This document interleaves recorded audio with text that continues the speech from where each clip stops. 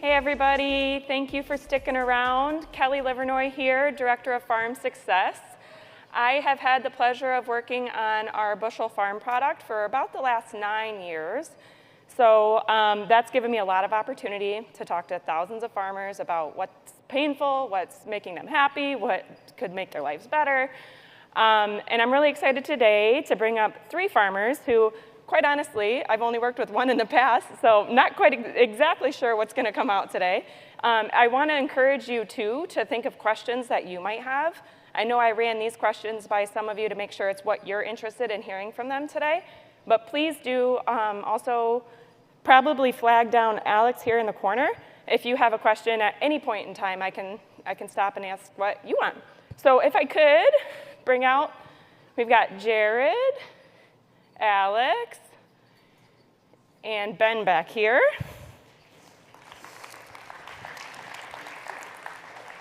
Comfy seat, wherever you like. And I think I'm just going to start by asking you guys to tell the folks in the crowd a little bit about you, your farm, so we get a good understanding of who we're talking to. You want to start for us, Alex? Sure. I'm Alex Bata. I raise poverty grass, a different kind of poverty grass, and soybeans, canola, flax, pretty much everything except for corn up by Adams, North Dakota. I raise a lot of edible beans. I think Central Valley's in the house. Didn't know you were part of Bushel. I got to get on your app. So I'm Jared Billadeau from the Parshall, North Dakota area. We raise durum, canola, soybeans, and corn. So we used to have a lot of crops, but that's kind of been scaled down as the years have went on. I'm Ben Askegaard. We farm Comstock, Minnesota. We raise corn, soybeans, wheat, and sugar beets. And so I think one common denominator here is that everybody is on a Bushel-powered app, so they have the white-labeled apps for sure and use those. Can you just a little bit, maybe your favorite feature of the app, whether it be CW or Trigen, North Prairie, what's your favorite feature within the Bushel-powered app? I really like the ability to see my tickets instantly, or next to instant. That's super nice that I can just see that. I would agree with that. I also like the ability to see how much you have remaining on a contract as you're hauling, so you don't overhaul or anything like that. So I like that feature. Probably the biggest thing for us is the managing of the grain, so we know where everything's at and how many bushels are left. You can also look up all of our inputs that we got pre-bought or whatever, just to verify what we got done. Nice. Okay, so I think everybody is here today, honestly, in the end, to make sure that your lives are easier to do business with everybody here. And we're really trying to build the software and the products for the future that's going to help your operations streamline. So with that, would love to hear a little bit about the biggest challenge that you're facing right now as a farmer and how you think technology could help overcome that challenge. Alex, do you have any thoughts for me? So many thoughts. We buy everything at retail, sell everything at wholesale, and pay the freight both ways, JFK. So efficiency has come into play more than ever, and farms are going to expand. Farms are going to get really big, in my opinion. There's just no one to take over. So when you have this technology at your fingertips to pinpoint inefficiencies on your farm and make things just improve better year over year, that's very important, especially, like I said, there's just too many acres, there's too many things going on. Some really dumb people like to raise 6 different kinds of crops, and they aren't all the same variety. I don't know why they do that, but I've heard. So the app really helps me control the chaos. I kind of call myself the chief chaos coordinator in the spring, so it sounds like you have the same thing going your way. Talking a lot about chaos today. Yeah, the theme. The technology curve, as you adapt technologies into your farm, that's one thing that can be a little challenging moving forward. But other than that, I would agree with almost everything you said there, Alex. Yeah, probably integration, like he was talking about. Having everything talking to each other is probably the biggest thing going forward. How can everybody work with each other and keep things as simple as possible, but in a complex world? That's going to be hard, but I think it's achievable. Do you have a technology in mind that is paying you back? What's the ROI on something like that? Or what makes you want to use your favorite piece of technology on the farm right now, whether it's JD Ops, whether it's a, more of a hardware technology? Do I get a financial bonus if I say Bushel? No. You get an extra beer maybe, beer tickets. My favorite piece of technology on the farm right now is my air drill, because I'm able to variable rate seed and fertilizer. This year I put defensive soybeans on the sour ground and offensive soybeans on the good ground in the same field. And I take those maps and I input those into the Bushel Farm app, and then I can see next year, or even throughout the season, where did I seed these on my iPad. Okay, nice.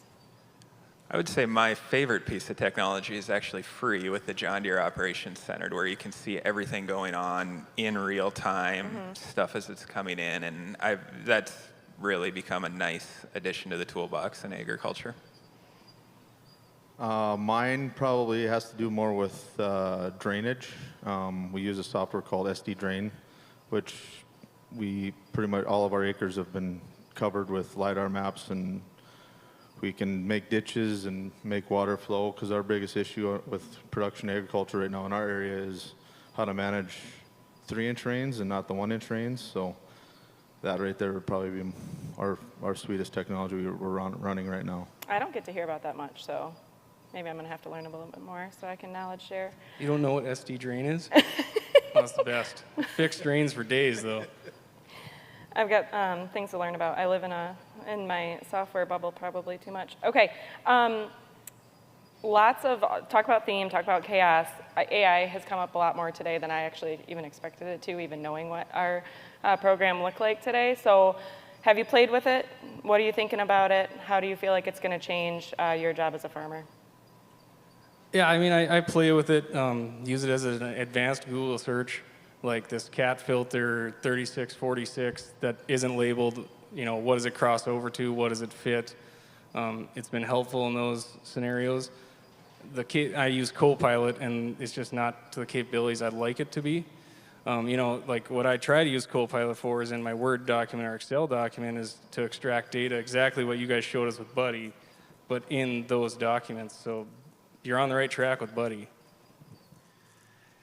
So with AI, I was kind of slow early on. I didn't want something to know me better than I know me, but once you go down the AI road, it's a rabbit hole that you just don't know where it's going to go. I've become an adapter of it. I do like it. It's made life much simpler. I like to say it's Google before Google was full of ads, and it was easy to find information if you're in the early stages of AI. So yeah, it's changing the world. So whether that's for good or bad, time will tell, but we'll see. I didn't get to talk to you about this because actually Ben hasn't been here for the whole presentation. He's got a few jobs to do. So do you use AI right now? I use AI, but not probably like these guys do. I probably should use it more. I'm usually an early adapter on stuff, but I'm more of a lagger on it, just because I don't know, the world's running at 100 miles an hour, which I usually run at with my hair on fire, but the whole idea of slowing down a little bit is not a bad thing, and that's probably where one of my greatest weaknesses is. I need to slow down more, and it's not possible. So a lot of technology is good, but I also need to dial it back, and I find out at home I'm on my phone way too much, so that's usually the number one reason why I'm not using as much some of this other technology as I should be, but that's my answer. Takes a little bit of time to get to know it too, and then see what you can do with it. And so, yeah, I completely understand. I was probably on the lower or slower end as well.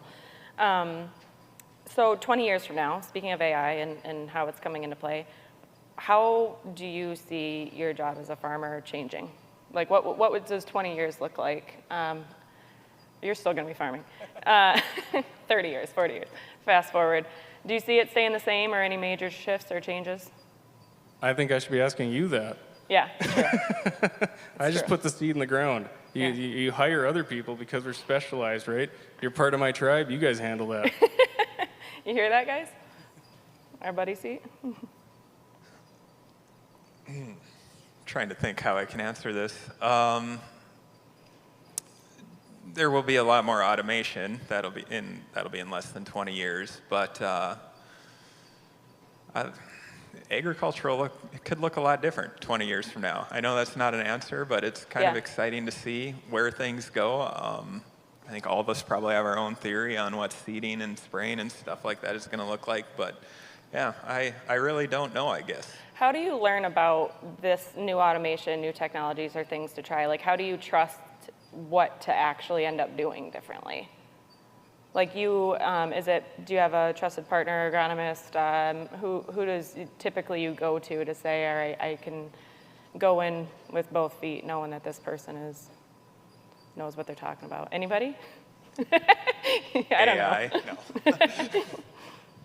No. Well, I try to do a lot of education in the wintertime. So probably 2 years ago, I went down to Texas A&M it's called TPAP. And I ran into a bunch of like-minded individuals. I probably we have a Snapchat thread. I'm seeing pepper harvest out in P&W. I'm seeing they just got done picking cherries out there now. I mean, I got buddies. I talk to a guy every week, probably twice a week down in Cedar Rapids, Iowa. Different operation, but we run things by each other all the time. It's just having a good network is probably the biggest thing, and then always learning from other farmers that are doing something way different than you are. Just being out there and trying to be a little open-minded. Like Alex said earlier, there's going to be fewer and fewer of us in 20 years, and it's a weird dynamic being a farmer because you're competitors in a roundabout way, so you got to find that network or that tribe that you trust, and there's going to be less people to pick from in the future, but yeah, that'll be interesting.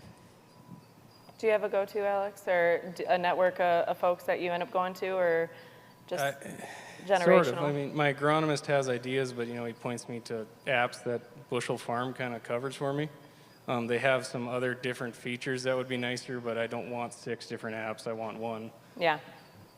They asked me outside, and I was doing a video recording or something. They said, "Would you recommend this to other farmers?" And I said, "No. Why would I give them the edge?" Oh, interesting. So word of mouth works for you, not so much for you. Okay. So how do you feel like folks in this room or just the ag industry in general can work with you guys to make sure we are building what you need for the future? What is it the forums like this? Is it the programs that you go to? Any ideas for us on how we make sure that we're not going in a different direction than you are?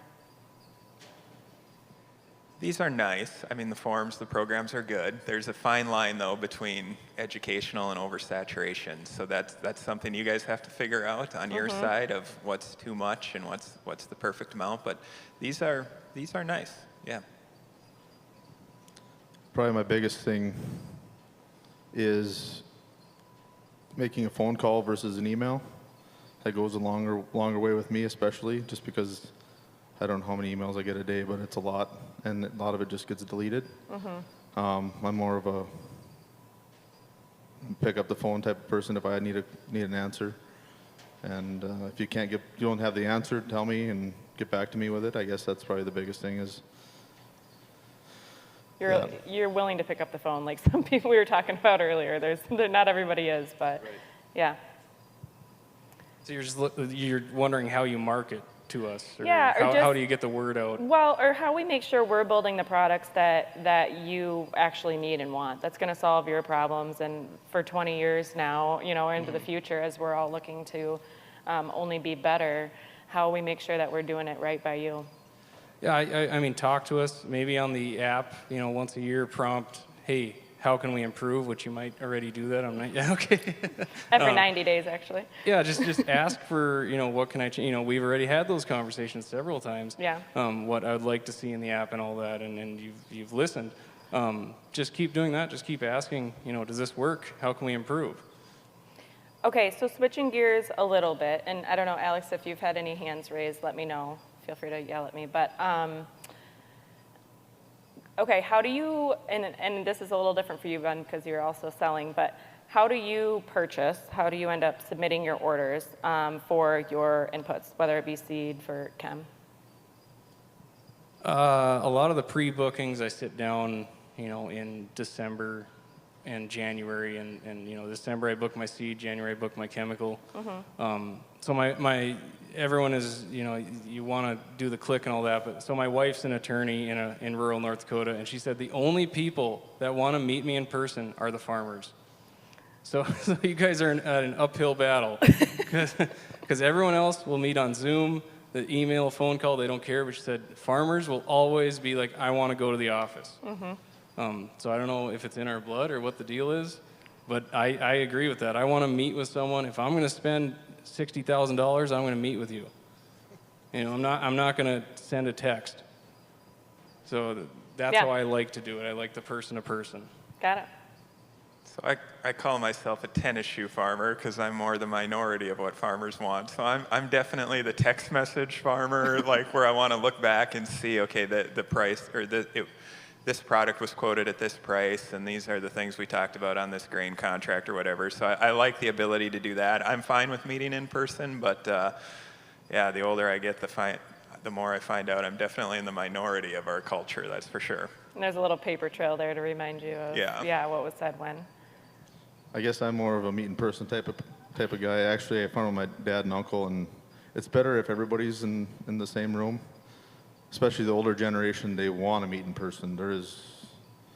We're dealing with a tax company that's in southern Minnesota, and we're doing Zoom meetings, and it's a train wreck for older generations. So I prefer seeing the whites of their eyes, I guess. And then when you're selling grain, when you're thinking about that, it's probably one thing that sticks out is your favorite thing about your grain buyer. I'm not good at marketing, I don't know. Nothing technology-wise. I like to talk to them and say, hey, what can you do on the basis? What can you do, you know, on my low protein? Can you do any better with that? What about the high protein? Can you average it? So I talk to people about those things. I don't know how you do that in technology-wise, how your offering system works. You can negotiate that, but I like to have the conversation with them before I haul. Yeah, so raising durum, there's a lot of factors that go into that one. So that is one where I still do have to talk to people, and I use the word have to pretty lightly there, pretty not willingly there. So that's one where I still need to have the discussion, but that is nice. The marketing side, it's not usually my forte. It's my dad and uncle that do all that stuff, and it's got to transfer on. But we usually have a conversation of where we want to go, all written down on paper, and then when the price gets to where we want it, we usually wait till it drops $1.50, and then we sell. I mean, we've gotten this far, so something's working. Yeah, very good. I know we are one of the last that's holding you between beer 30, so I want to be respectful of that. Are there any hands up before I ask one of my last questions for this group? And I did confirm they're going to stick around, so if you have anything one-on-one you want to pick their brain on. I would say this is a small sample size of our State of the Farm. I know, Jared, I asked you if you have responded to that. I'm not sure if, Alex, you do as well, but yeah, our State of the Farm survey, this is a couple voices of it here on stage, and I didn't get to talk to Ben as much as either, but one question that we've asked in the past that I always loved, and we didn't do too much of it today, but if you could have one person in your buddy seat riding along with you, whether it's actual person or past future, who would that be? Well, that's, now you gave the past for the future. I would love to have my grandpa Laddie sit next to me in my ear drill, and I think it'd blow his mind to see the technology and the size. But right now I have 3 kids, a 6-year-old, 3-year-old, and an infant, and my 3-year-old is all about the farm. And he's a wild man. We call him gaucho, which is cowboy in Spanish. He's just crazy, but he gets in that buddy seat and he just sits there and zones out. He's like, this is where I want to be. And I think that's wonderful. So I love riding the tractor with him. That's awesome. Cool. I think anybody who farms, the answer would be to have your grandpa ride with them, especially our generation, because the changes they saw and what we're going through now, that would just blow anyone's mind. But I don't know. I think it'd be cool to have like me 20, I'm going to sound pretty self-centered here, but me 20 years from now in the buddy seat to say, no, no, dummy, this is the way you should be doing this, or you're going to learn this in the future, or whatever. That'd be kind of a cool experience maybe, or even yourself 20 years ago to just see, you know, yeah, some reflection there maybe. If you're not taking videos of yourself, and you should now. Maybe get a YouTube channel going or 20 something. years ago, that wasn't a thing, so I'm good there. That's true, and yeah, fast forward 20. Ben, who's in your buddy seat? I would say it'd be my grandpa Dunham. I don't know how I still have hearing, how he took naps in a 700 Versatile, working summer follow. But yeah, to see him, to see what he had to say about where technology is and the planter technology that's out there, just anything, I guess. And then last 2 Sundays ago, I had my 3-year-old out with me and my 6-year-old daughter with me, and I got about 100 acres of wheat, soybean sprayed, and they were already sick of it. But my daughter was, but my youngest boy wasn't. He could have sat in there all day. So that's what I would have. That's going to be fun to watch as the years progress. Okay, any questions before we serve you a cold one? Awesome. Thank you all for the attention, and yeah, come and see us if you have any additional follow-ups. Thank you all. Thank you guys for taking the time. It's not easy to get a farmer out of the field this time of year, so 3,000% I appreciate that.